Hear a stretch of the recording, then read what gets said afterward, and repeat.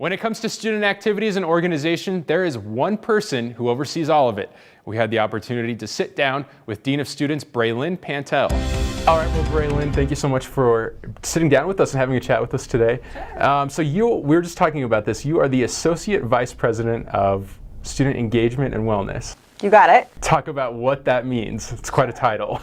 Yeah. So student engagement and wellness is kind of this broad array of programs and services, as the name implies, to help students be well and be engaged while enrolled at MSU Denver. And the kind of premise, or the tie that binds us, is that students who are well, physically, mentally, emotionally well, and students who are engaged, meaning actively participating in their university experience, are more apt to be successful at the university, more apt to persist to graduation and learn and really graduate prepared to go out and do all the fabulous things that they want to do in the world and work and so forth. Cool. And so what kind of areas on campus do you sit over? Sure. So on the kind of wellness side of the house, so to speak, we have the health center, the counseling center, campus recreation, and then some of the functions here in my immediate office, which we talk about being the Dean of Students office. And then on the engagement front, it's our student activities program, and there's a number of different programs within the student activities office. Met Media, of course, shout out there. Yeah. And then our LGBTQ Student Resource Center and our Veteran and Military Student Center. And so, again, each of those departments has a variety of sort of things and activities happening within them. And I sometimes do talk about engagement and wellness, but really there's a lot of integration. And even within the health center, for example, you'll find opportunities to be engaged. And within the LGBTQ Student Resource Center, there may be wellness components to the programming there. There's kind of a support element as well that kind of ties us together.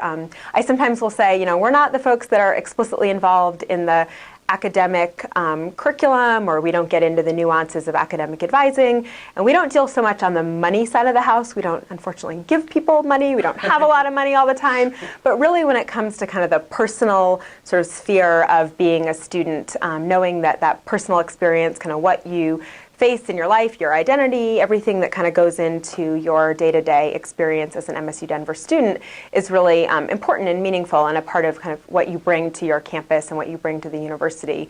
The kind of personal realm is kind of where we are firmly planted. And so talk about why it is important for students to get involved while. Sure. So I think there's a couple different reasons, and I'll start with one that people ask me a lot about, and that's sort of the workforce piece, sort of this idea that being engaged and being involved and doing more than simply going to class and doing your assignments, although that's important, and certainly I want to be clear that is, as it should be at the forefront of what any MSU Denver student is doing. But really there's an opportunity for you to gain practice and apply the skills that you might be learning in the classroom, or kind of round out your learning in other ways that you might not get through the particular academic program, or you might dabble in it a little bit in coursework, but then you want a chance to really see what that looks like, and you want a chance to maybe manage a project or lead. I think there's a leadership component that oftentimes comes out with that, and whether it's leading and gaining experience in a student organization or participating in a program through campus recreation, you're able to typically apply some of the theory that you might get in the classroom and kind of test it out, or sort of have something to show for it in a different way than you would get in the one semester of a particular class, or even in your academic program. So that kind of skill-based development side is one important piece. Different from that, but I think also really important, is this idea that by being engaged, you meet people, right? And you interact with people, and you gain connections and a sense of belonging that is actually really important when it comes to getting through the challenges that I think every student is going to face. The challenges will be different. What you face may be different from what another student faces, but every student is going to get to a point at some time in their MSU Denver career where things are tough, right? Whether it's a personal matter that's impacting you, or a particularly challenging semester, and having kind of a peer support, having a network of friends and people to talk through various different things going on is important. And engagement, involvement on campus is one way to develop those types of connections. So you briefly mentioned there, stuff for students who are going through a hard time. Sure. beyond the scope of just being engaged, what other resources do you have available for students who are going through an extra difficult time? Yeah, so again, I'll talk sort of on that personal side. Obviously, we have sort of explicit academic resources, a challenging semester, we have tutoring available, the Writing Center. But on the personal side, we have a number of things that I think are important to mention. The first one that comes to mind, of course, is our counseling center.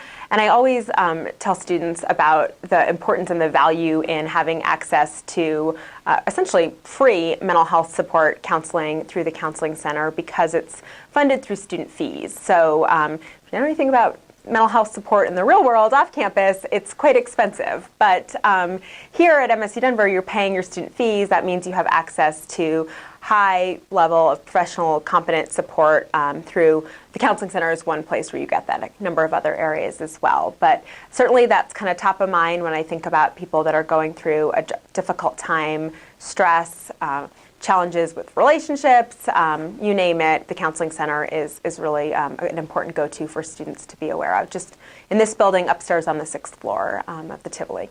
You know, beyond that, there's a number of other things as well. Also, when we're talking about mental health and health in general, certainly the health center, and we do have psychiatrists on staff at the health center, so folks who are needing additional mental health support certainly want to make mention of that piece as well. But then we also have a couple other ways that we provide support, either centered around one's identity. So I mentioned the Veteran Military Student Center and the LGBTQ Student Resource Center. Both of those two operations are there to provide targeted support to help students connect with either applicable campus resources or off-campus supports that are there to help individuals who are dealing with a variety of different issues, but that may be unique to that particular population. I also want to mention here in my immediate office, we have a program called the Care Team. And we also have a care team coordinator, but who also serves as a case manager. And the neat thing about the care team, and Kelly is our case manager, is that it really is kind of a catch-all when students aren't quite sure what they need, right? Something happened, you know, I sometimes say you're clipping along, all is well, and then poof, life happens. Whether that's, you know, a personal situation and you're in need of housing, or you know, change in finances, or you get quite ill and you're not quite sure kind of how to make of the academic consequences of being out of class. You name it, that kind of life happens, life circumstances. Kelly's role is to really help you work through and identify the different options and pathways that might be reasonable for you in a kind of one-on-one individualized basis. And then the care team is kind of a broader-based referral where we get referrals from people, including students, who might be aware that a friend or faculty and staff, a student, is struggling. And you know, you might say, gosh, this thing just happened to my friend, or I can tell that he or she isn't doing too well. And I don't know, do they need counseling? Do they need psychiatry? Do they need a friend? Do they need to be involved? I'm not sure, because I may not be the expert in that, but you know what? If I refer to the care team, I'll be able to connect with Kelly and that group and help get my friend, a student that focuses on students, the support that might make sense. Yeah, and I think that's so important too, and I think for those that don't know how to deal with the situation, that's where they should go to. And so I guess talk about the first step of getting in contact with the care team. Sure. Number of different ways you can do that. We have a lot of people will file a report online. It's just, again, a quick, easy way to say, here's what I know, here's who I am. You know, I'm worried about this person for whatever reason. And it's just on the Dean of Students website, msudenver.edu/deanofstudents/care. And first thing that the folks receiving that report are going to do is give you a call and say, hey, thanks so much for letting us know about your concern for your friend.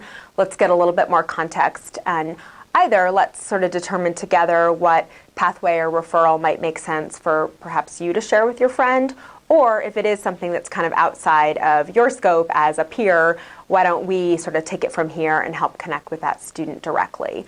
So the website is an easy way, but we're also always open to a phone call directly, or even just popping by the office. You know, sometimes these situations are tricky. You know, if you are worried about a friend, sometimes that's stressful for you as well. And so knowing that we're sort of real people, we're here to care and help figure out kind of how to deal with some of those tricky situations. So we're happy to take in information through a variety of different channels. Okay. Now, switching gears a little bit, we're at the start of a new semester, and it's for a lot of us, it gets stressful at times. But what are some tips you can provide for students to survive the craziness of the semester? Yeah, the first thing that comes to mind is communication. Whether that's communicating with your faculty, asking those questions about, gosh, I'm looking at the syllabus, what does this really mean? Because I know I have XYZ going on, and I want to be mindful of my own workload, my own capacity early on in this semester and planning. But then also being comfortable communicating when things aren't going so well, right? So if you're not managing that stress well, ideally saying help, whether it's help to your faculty member, I need guidance on this, or help to my office where we're equipped to sort of do that navigation and connecting with the different resources. But I think being aware of your own needs and where those stress points might be, and then getting comfortable with talking about that or letting folks know. And I don't need to tell the world about everything going on in your life, but make yourself aware of those resources and of those people who you think you can trust and will have a good connection for you if indeed it does end up stressful time, midterms, finals, you name it. Great. Well, Braelin, thank you so much for your time Sure. here with us today, but we are out of time. All right, fabulous. Well, thanks for having me.